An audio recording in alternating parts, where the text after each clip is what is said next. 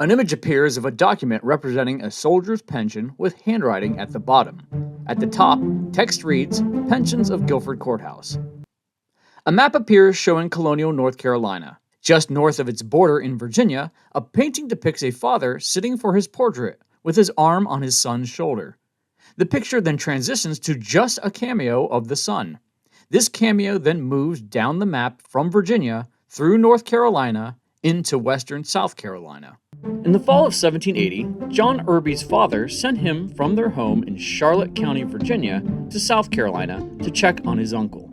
To his dismay, he arrived in South Carolina to learn his uncle had been killed by Tories under the command of William Cunningham. An image of William Washington in a white uniform coat appears in western South Carolina. The image of the young man now moves over to meet it.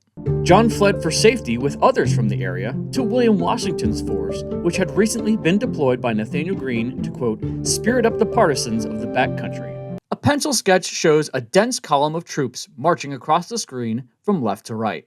They look worn and tired and all have their muskets casually resting on their shoulders as they march.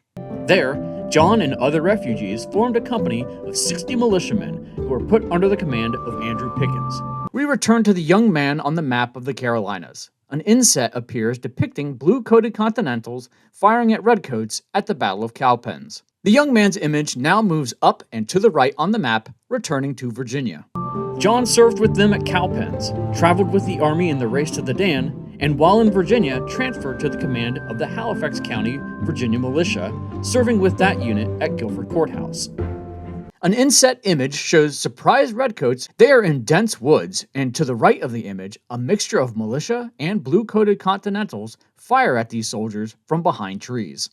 John Irby's service ended a month later at Ramsey's Mill when much of the Virginia militia went home due to expiring enlistments. The image of the young man now moves towards the middle of North Carolina. A red X appears on screen, and next to the red X, there is red text that says Ramsey's Mill. General Greene had pursued Cornwallis after Guilford Courthouse and tried to attack him along the Cape Fear River, hoping to get one last use out of his Virginia militia. But the attempt ultimately failed to produce another battle. An inset image appears showing a dense column of redcoats marching down the road, away from the viewer. Round trip, from the time he left home to visit his uncle to the time he returned home after being discharged at Ramsey's Mill, John Irby's unexpected journey took him over 800 miles in 6 months. The young man's image returns to the top of the screen in Virginia, where it began the video. Long blue lines now appear, retracing everywhere the young man has journeyed through the Carolinas and Virginia. The map now changes to a 19th century map of North Carolina. The young man moves to the left side of the image to Lincoln County, North Carolina.